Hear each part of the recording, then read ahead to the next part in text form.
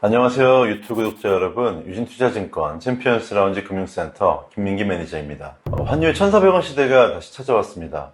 13년 6개월 만에 찾아온 반갑지 않은 손님인데, 이번에는 지난번과는 방문한 이유가 사뭇 달랐습니다. 2008년 금융위기 당시에는 미 연준이 기준금리를 인하했음에도 불구하고 서브프라임 모기지로부터 시작된 금융 불안과 위기가 환율 인상을 이끌어냈는데요. 현재는 미 연준이 긴축 속도를 올리고 금리 인상을 가속화했음에도 불구하고 이유의 불안정성과 위안화의 가치 또한 떨어지면서 환율의 상승을 이끌어냈습니다. 훨씬 더 복합적인 이유이고 복잡하기 때문에 더욱더 해결하기 어렵다는 생각이 드는데, 제가 앞에서 달러화의 가치를 얘기하면서 위안화에 대해서 언급을 했습니다. 왜 원화 가치 하락을 얘기하는데 위안화를 얘기했을까요? 그 이유는 원화와 위안화의 상관관계가 상당히 높기 때문입니다. 한국의 대중 수출 비중은 25.3%로 수출의 대부분을 중국 경기에 기대고 있는 상황입니다. 대한민국은 또한 수출 중심의 국가이기 때문에 자연스럽게 중국과 대한민국은 경기와 통화 가치가 연동될 수밖에 없는 거죠. 작년만 해도 위안화는 1달러당 6.3위안 정도를 유지했습니다. 하지만 최근 들어서는 7위안을 훌쩍 넘어섰죠. 왜 위안화의 가치가 이렇게 떨어졌을까요? 그 이유는 바로 중국의 부동산 경기 때문입니다. 부동산은 중국 내에서 가지는 의미가 상당히 큰 분야입니다. 바로 중국 경기의 25%에서 30%를 떠받치는 기둥이기 때문인데요. 하지만 중국 정부가 진행했던 부동산 규제 정책과 제로 코로나 정책이 가계의 가처분 소득을 감소시켰고, 이는 곧 중국의 부동산 경기 침체로 이어졌습니다.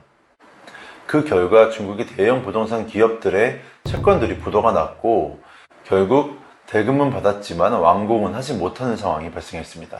하지만 과거에는 완공이 지연되더라도 중국의 국민들이 대출 상환을 멈추지 않았는데, 이번에는 완공이 지연되자 이처럼 부동산으로부터 시작된 연쇄작용이 중국 경기를 망쳤고, 이를 해결하기 위해 자본 유출을 감안하고 경기 부양을 위한 기준금리 인하를 시작한 겁니다. 그리고 그 결과 위안화의 가치는 하락했고 원화 가치에도 영향을 미쳐서 지금의 환율 상승에 기여를 했습니다. 실제 중국은 최근 환율 상승으로 인해서 경상수지 흑자를 기록했는데, 외환 보유액은 오히려 감소하는 모습을 보여주고 있습니다. 환율 방어를 위해서 외환 보유액을 풀고 있다고 해석할 수 있겠죠.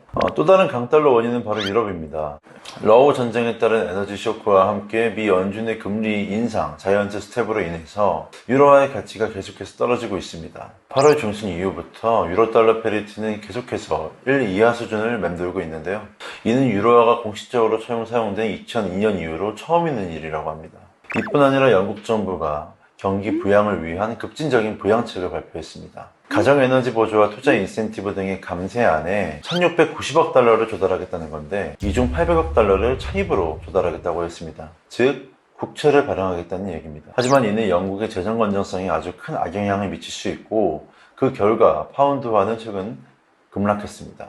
이뿐 아니라 과도한 국가 부채의 디폴트 위험에 직면한 이탈리아 또한 유로존의 큰 부담으로 작용하고 있는데요. ECB의 금리 인상으로 이탈리아의 부채 위기가 유로화의 가치에 전이되고, 이로 인한 가치 하락을 막기 위해 다시 한번 ECB가 금리를 인상했을 때에는 또 다른 채무 과다 국가의 디폴트 위험으로 이어질 수 있는 악순환이 계속될 수 있기 때문에 파죽지세의 달러를 막을 수가 없는 거죠.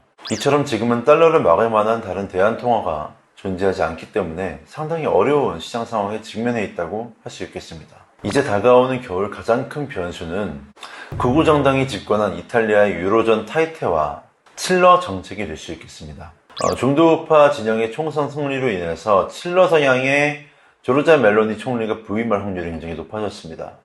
그리고 그녀는 ECB 금리 인상으로 인한 디폴트 위험에 처하는 것보다 유로존을 탈퇴하는 것을 선택할 수 있는 확률도 존재하는데요. 이는 유로존 균열의 시초가 될 수도 있기 때문에 앞으로 계속 주목해 보시면 향후 펼쳐질 국제 정세를 이해하시는 데 더욱 도움이 될 거라 생각합니다. 다음에는 더욱더 유익한 매크로 정보로 돌아오겠습니다. 감사합니다.